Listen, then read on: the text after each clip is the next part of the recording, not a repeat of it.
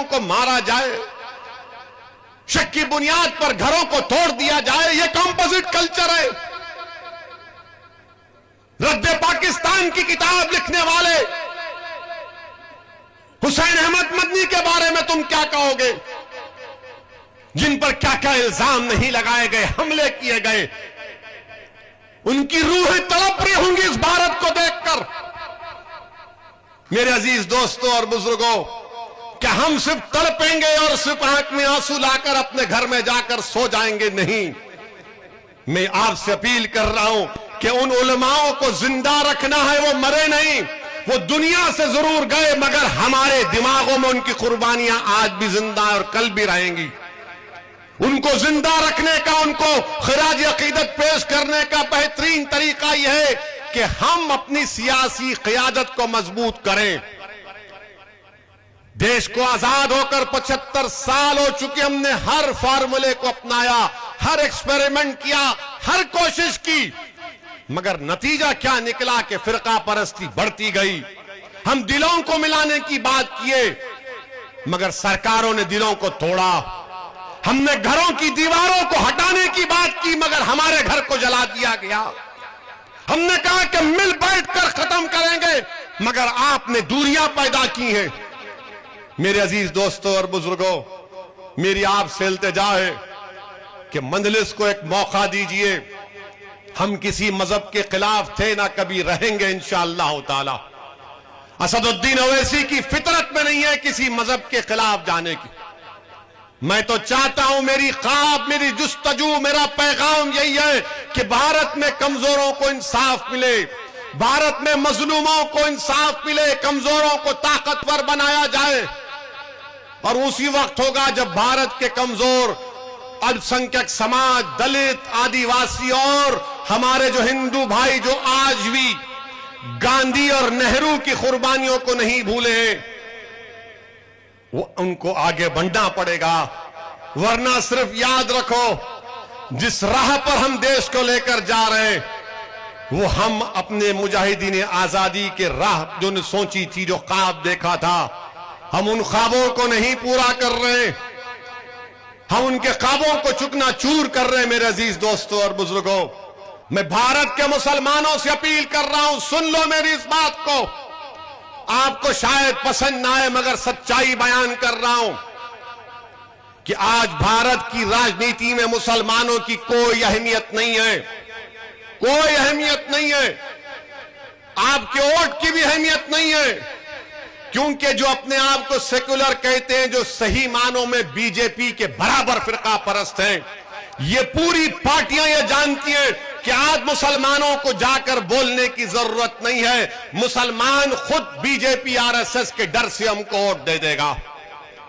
بتاؤ, کیا یہ آپ کی حیثیت ہو چکی ہے کہ اپنے ساتھ کھڑا کر کے ایک فوٹو نہیں لینا چاہتے, اپنے منچ پر نہیں بٹھاتے مسلمانوں کو؟ میرے عزیز دوستوں اور بزرگوں, یہ تلخ حقیقت ہے, یاد رکھیے. بلقیس بانو کا مسئلہ آیا, کتنوں نے بلقیس بانو کے انصاف کا مطالبہ کیا, سب خاموش ہو گئے, سب گونگے پڑ گئے. یہی آپ پارٹی کے ایک لیڈر سے کسی ایک میڈیا کے شخص نے پوچھا کہ بلقیس بانو, تو اس نے کہا بلقیس بانو نہیں, ہم سکول اور کلاس روم کی بات کریں گے. بتاؤ, کیا بلقیس بانو مسلمانوں کا مسئلہ ہے؟ بلقیس بانو بھارت کا مسئلہ ہے, بھارت کی مہیلاؤں کا انصاف کا مسئلہ ہے. مگر بلقیس بانو کے انصاف کی بات نہیں کی جاتی, اس لیے نہیں کی جاتی کہ مسلمان ہیں. اور جب میں بولتا ہوں تو مجھے بدنام کیا جاتا ہے, اور جو لوگ گونگے بن جاتے ہیں, جو لوگ خاموش ہو جاتے ہیں, اور الیکشن جب آتا ہے تو آپ ان کو ووٹ دیتے ہیں اور مجھے سزا دیتے ہیں. یہ کون سا انصاف ہے آپ بتائیے, کہ جو ہر مسئلے میں آپ کے لیے بولنے والی جماعت ہے. ٹرپل طلاق کا مسئلہ آیا, ایوان پارلیمنٹ کو ہم نے ہلا کر رکھ دیا اپنے دلائل سے. یو اے پی اے کا قانون کا مسئلہ ہم نے مخالفت کی, ہر مسئلے میں ہم نے سچائی کو بیان کیا. مگر جب چناؤ آتا ہے تو جو لوگ دغا باز ہیں, جو لوگ دھوکہ دیتے آتے ہیں, آپ ان کو انعام دے دیتے ہیں. آپ کا اختیار ہے, آپ دو.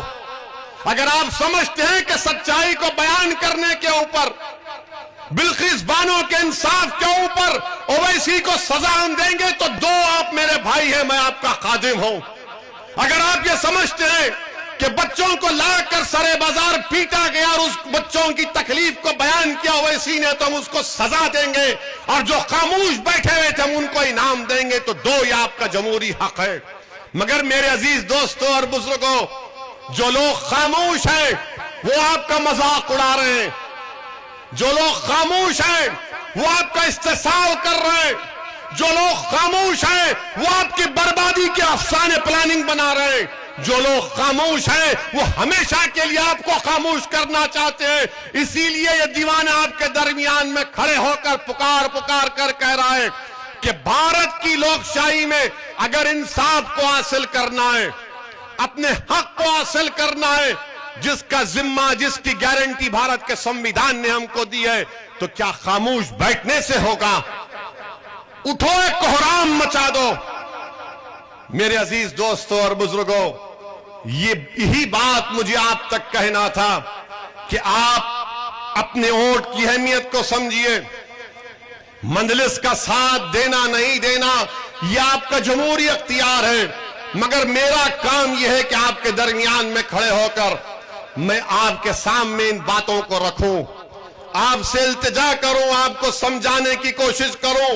میرے الفاظ میں اتنی طاقت نہیں ہے، میں گناہگار ہوں کہ آپ کے دل کو موڑ سکوں، مگر میرا ایمان یہ کہتا ہے، میرا ماننا یہ ہے کہ دلوں کو موڑنے والا رب کائنات ہے۔ اللہ ہی آپ کے دلوں کو موڑے گا انشاءاللہ تعالی، اللہ ہی آپ کے دلوں کو موڑے گا۔ میرے عزیز دوستوں اور بزرگوں، آج بھاجپا کے پاس دکھانے کے لیے کوئی مدعا نہیں ہے۔ مہنگائی آسمانوں کو چھو رہی ہے، پیٹرول ڈیزل اتنا مہنگا ہو چکا ہے کہ لوگ پریشان ہیں، نوجوانوں کا، یواؤں کا بے روزگاری ان کا مقدر بن چکا ہے، نوکری نہیں مل رہی ہے۔ چین جو ہے، راجناتھ سنگھ جا کر کہتے ہیں کہ ہم جو زمین ہمارے پاس نہیں ہے کشمیر کے ہم حاصل کر لیں گے۔ بہت اچھا ہے، کریے آپ، کون روک رہا آپ کو؟ 8 سال ہو گئے، مگر جو زمین چین قبضہ کر کے بیٹھ گیا 1000 کلومیٹر، ڈیپسانگ ڈیمچاک ہمارے ہاں پاس نہیں ہے۔ جو ہمارے لوگ جانور کو لے کر سردیوں میں پہاڑوں کے اوپر جا کر اپنے جانور کو گھاس کھلاتے تھے، وہ پکار کر کہہ رہے ہیں کہ 10 گاؤں ہم نے کھو دیے، 10 کلومیٹر چین اندر گھس گیا۔ مگر بھاجپا کے چاہنے والے بولتے نہیں، ویسی جھوٹ بول رہا، موڈی 56 انچ کا ہے۔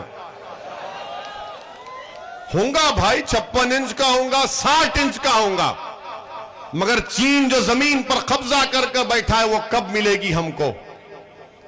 میرے عزیز دوستوں اور بزرگوں، اب چناؤ آ رہے ہیں تو شروع ہو جائے گا پرانا باجا، شروع ہو جائے گا، نفرت پیدا کرو، ڈراؤ ملاؤں سے، داڑھی والوں سے ڈراؤ، حجاب کی بچیوں حجاب پہننے والیوں اس کے بچیوں سے ڈراؤ، ہر چیز سے ڈراؤ۔ میرے عزیز دوستوں اور بزرگوں، یہ وطن عزیز ہمارا تھا، ہے اور رہے گا انشاءاللہ تعالی۔ آج ہم اس وطن عزیز کے آزادی امرت اتسو کے 75 سال منا رہے ہیں، اور تاریخ گواہ ہے، اور صبح قیامت تک یہی تاریخ رہے گی کہ انگریزوں سے جنگ کی لڑائی، آزادی کی لڑائی 1920 میں نہیں شروع ہوئی تھی، بلکہ ٹیپو سلطان کی شہادت سے جنگ کا آغاز ہوا۔ جنگ پلاسی میں سراج الدولہ کی قربانی سے آغاز ہوا، اور پھر سن 57 میں ہمارے علماء کرام نے انگریزوں کے خلاف جہاد کا فتویٰ دیا تھا، اور نہ صرف فتویٰ دیا بلکہ انگریزوں کے خلاف فتویٰ دے کر علماء کرام نے اپنی جانوں کو قربان کر دیا۔ اگر آج بھارت کو انگریزوں سے آزادی ملی تو اس میں مولانا محمود الحسن، ان کی قربانی کو کوئی نہیں بھول سکتا کہ مالٹا کی جیل میں سردیوں کے موسم میں 4 مہینے اس جیل کے ایک میدان میں ان کو قید کر کے رکھ دیا گیا تھا۔ ملک سے کتنی دور ہے مالٹا؟ آج بھی پلین سے جائیں گے تو کم سے کم 12 سے 13 گھنٹے لگ جائیں گے۔ ہمارے بزرگوں نے مالٹا کی جیلوں میں مصائب کو برداشت کیا، کالا پانی کی سزائیں برداشت کی۔ بتاؤ کس لیے؟ اس دن کے لیے کہ ہمارے روڈ پہ لا کے ہمارے بچوں کو مارا جائے گا۔ میری شکایت آپ سے ہے، اگر ان علماؤں کی قربانیوں کو آپ بھلا چکے ہیں تو پھر کوئی بات نہیں، مگر ہم اپنے بزرگوں کی قربانی کو نہیں بھلا سکتے۔ اگر آج ہم آزادی سے سانس لے رہے ہیں، یہ ہمارے علماؤں کی محنت، ان کی قربانی، ان کا صدقہ ہے۔ انہوں نے سب کچھ قربان کر دیا اپنا، اور ہم یہ اپنی آنکھوں کے سامنے دیکھ رہے ہیں کہ جس نے مالٹا کی جیل میں سردی کے موسم میں جیل کے میدان میں 4 مہینے گزارا، آج انہی کے جانشین دیکھ رہے ہیں کہ ان کی بیٹی کی عصمت ریزی کرنے والوں کو سرکار چھوڑتی ہے سنسکاری ہونے کے نام پر۔ بتاؤ، یا یہی ہم اسی لیے آزادی کا امرت اتسو منا رہے ہیں؟ یہی ہم خراج عقیدت پیش کر رہے ہیں ان آزادی کے عظیم مجاہدین کو جنہوں نے انگریزوں کے خلاف اپنا سب قربان کر دیا؟ اسی لیے قربان کیا تھا جنہوں نے پاکستان کے 2 نیشن تھیوری کو ریجیکٹ کیا، مسترد کیا، بھارت کے کمپوزٹ کلچر کی بات کی تھی۔